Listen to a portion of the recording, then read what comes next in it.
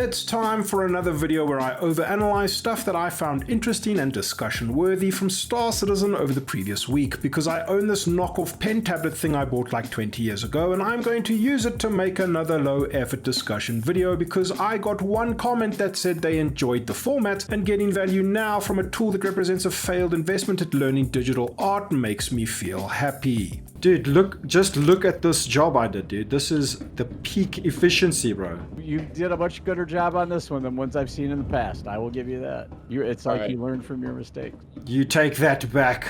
If I learn from my mistakes, Voidovids is doomed, dude.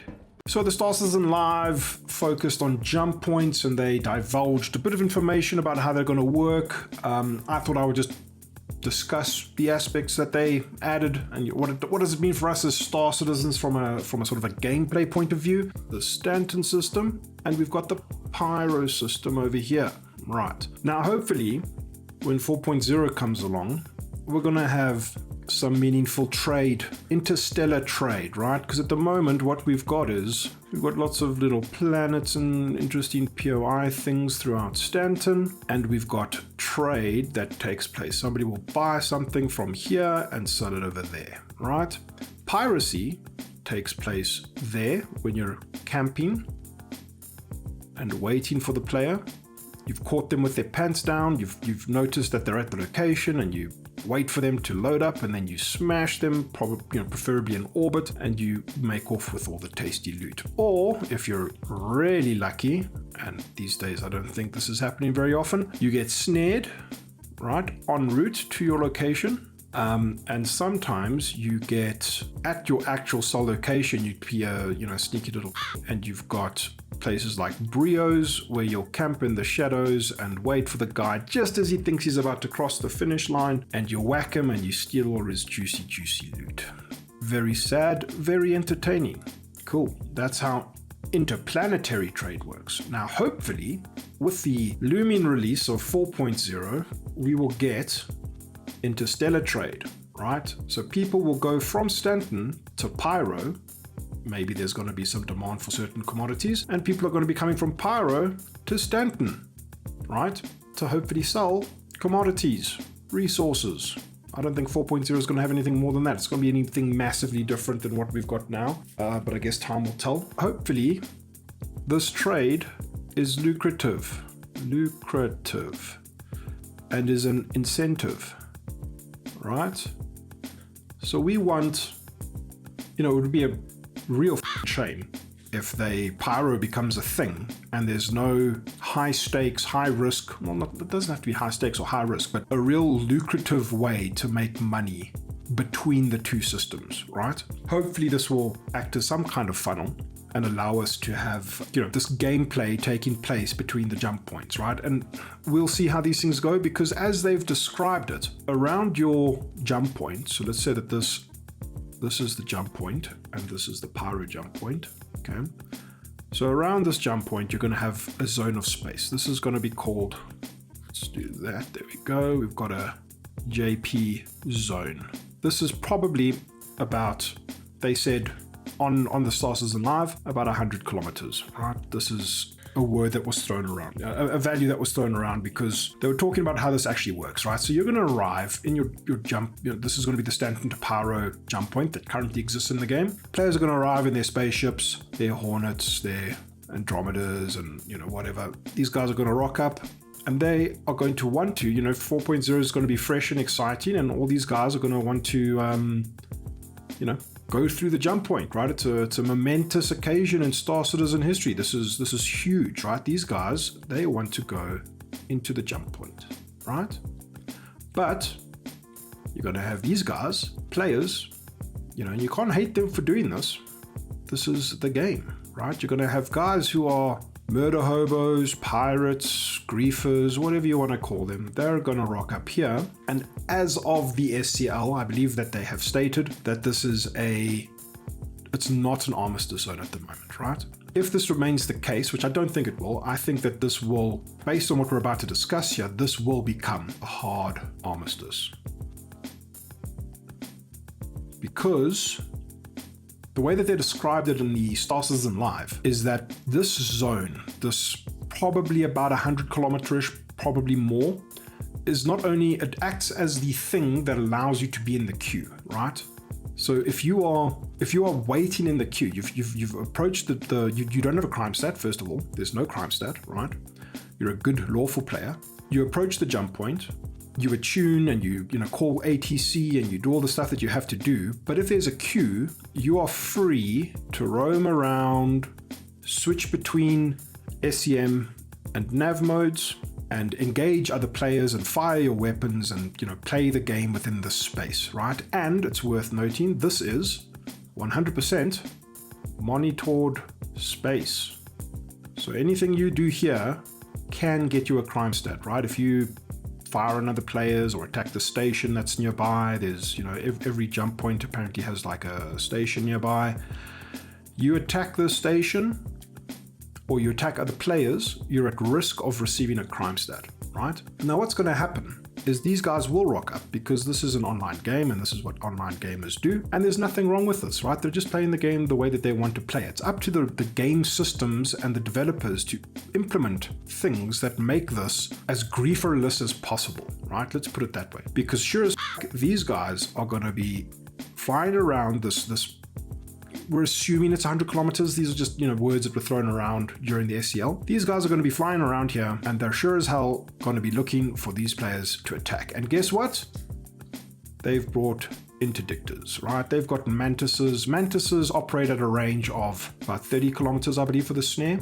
These guys will be flying around hunting people, hopefully there's cargo involved. Hopefully it's not just murder hoboing, but this is 100% what's going to happen on day one. Like, you can absolutely guarantee it. It's not a bad thing, right? Just accept it. This is, to a degree, this is kind of what makes the game fun, right? This open-ended sandboxy nature. But there is a degree of necessity when it comes to making sure that your average guy who logs into the game and wants to play, he just wants to go to the jump point zone and he wants to go through the jump point and he wants to go to Pyro, right? He just wants to go to Pyro.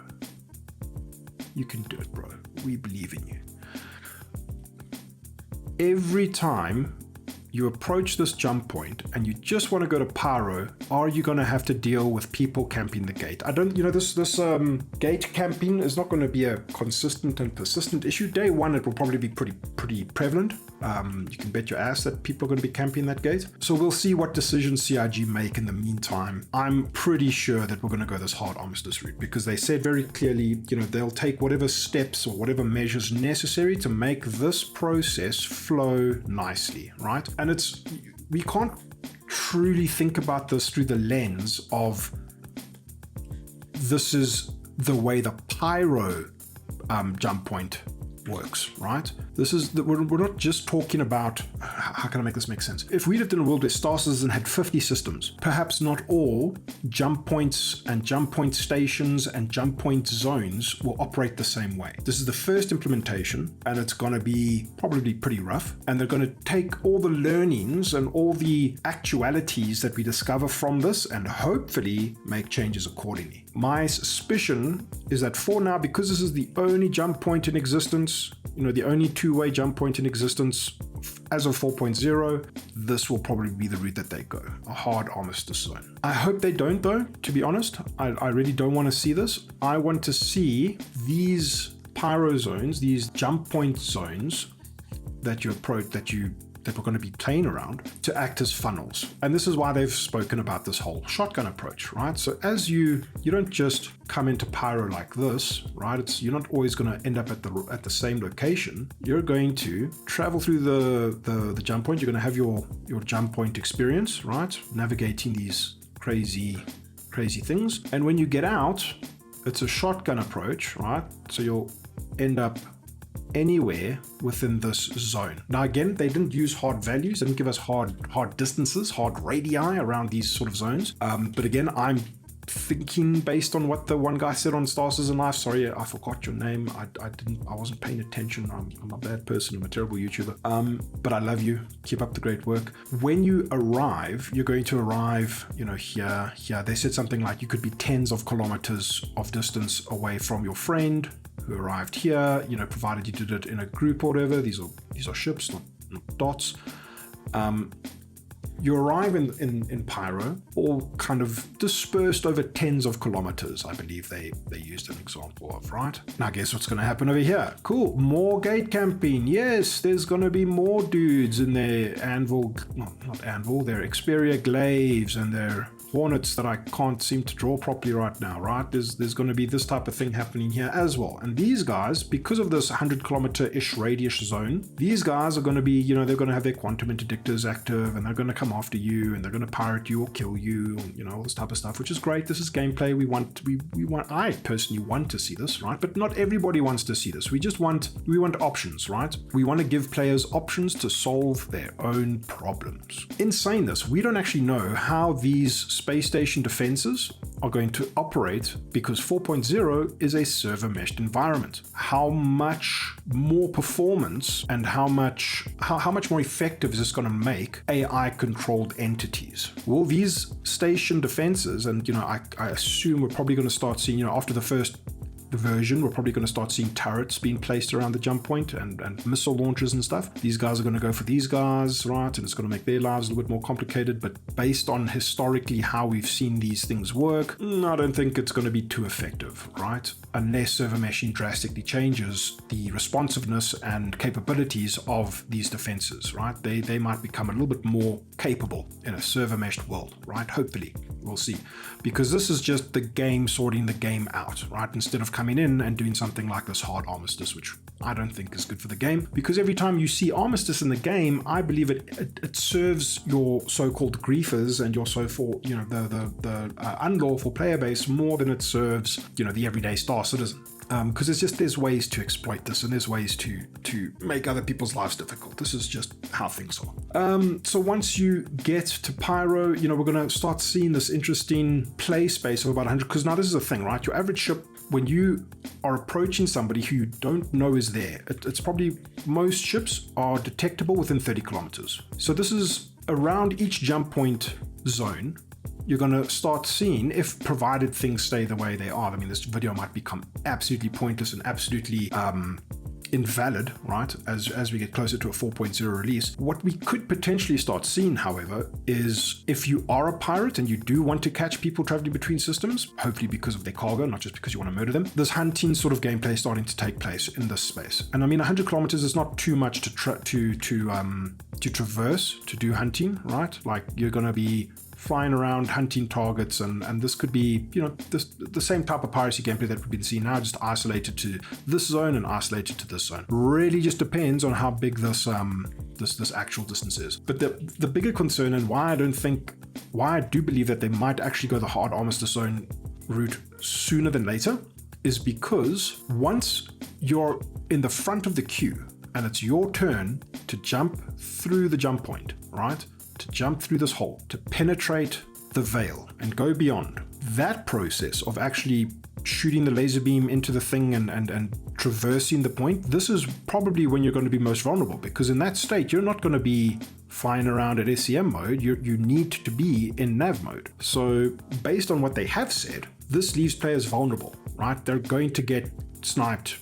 They're going to get taken out, they're going to get destroyed, they're going to get griefed, whatever you want to call it. So that's one thing. Then the other point that I wanted to mention was if you have a CS. So if you've got a crime stat, these guys, they're all, he's CS3, he's CS2. I think that's the threshold, right? He probably will still be able to contact ATC and do stuff. This guy, he's a murderer. He can't contact ATC and traverse the jump point. So what does this mean for pirates? What does this mean practically speaking for the game? Until we get there's been a lot of discourse on this. It's like, because the fantasy is basically, oh my God, I went crazy in Stanton. I killed a bunch of people. I raked up quite the body count. I got to escape to Pyrico. I got to get over the border, right? But this is literally border patrol. This is your border. It's a dense UEE controlled space. You're not going to walk through a military installation to get across the border, right? So I see a lot of people upset about this.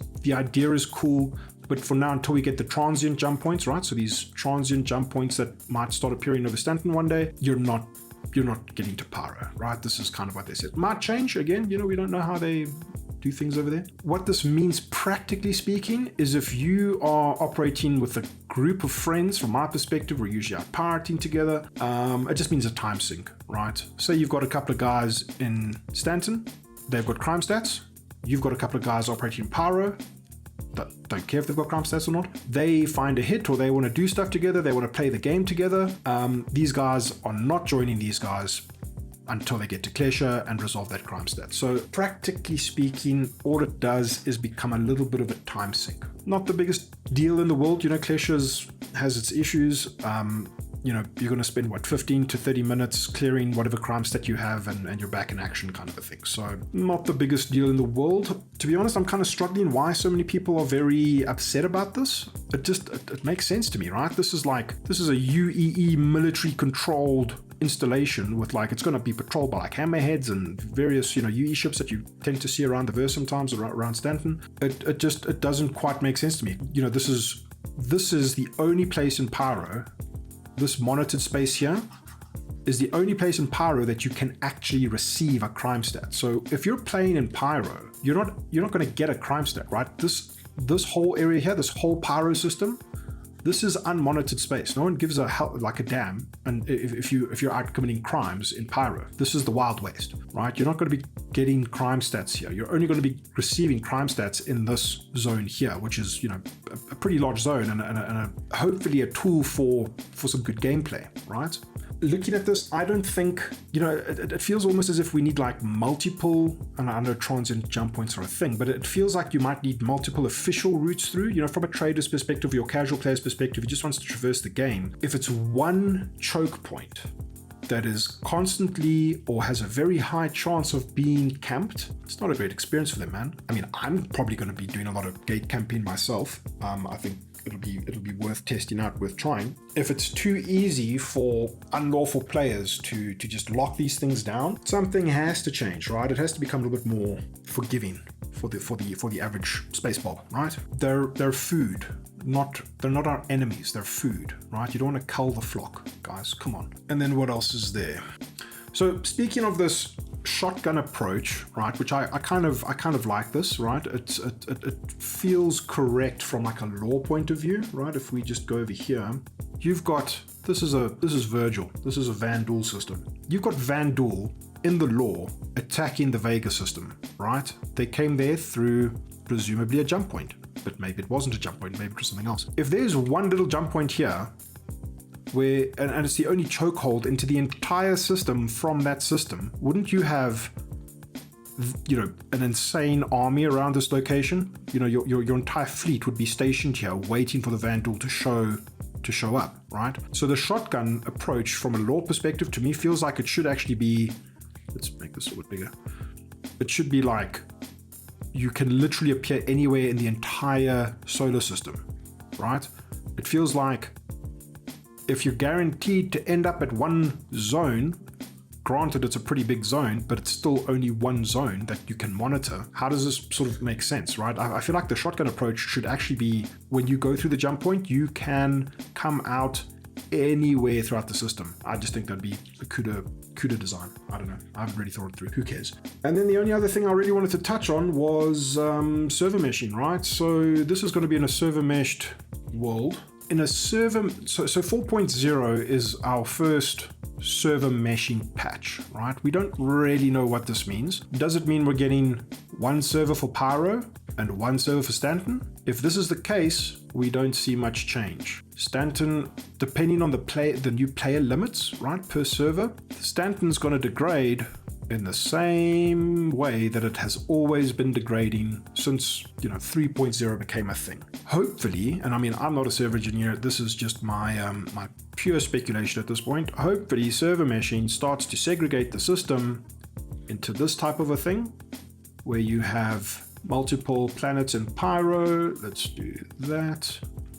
Multiple planets in Pyro, points of interest, locations, whatever they are. These guys start getting players and they start generating more and more data. And it's more servers per quarter or whatever. Maybe it's I don't even know if this is dynamic server meshing or not. Either way, the key phrase here for me has always been that the server meshing implementation for 4.0 is going to distribute the load so that you don't have this degradation, right? You have stability on this terrible graph that I've just drawn over here.